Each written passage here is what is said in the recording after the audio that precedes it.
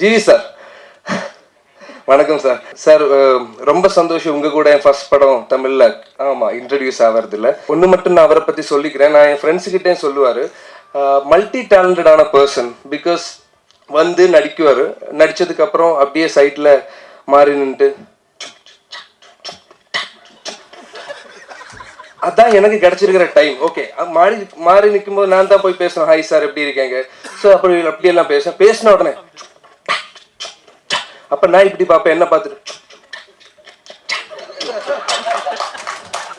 அதுக்கப்புறம் GV sir அங்கன்னு கேட்டா dub பண்ணிட்டு இருக்காமா.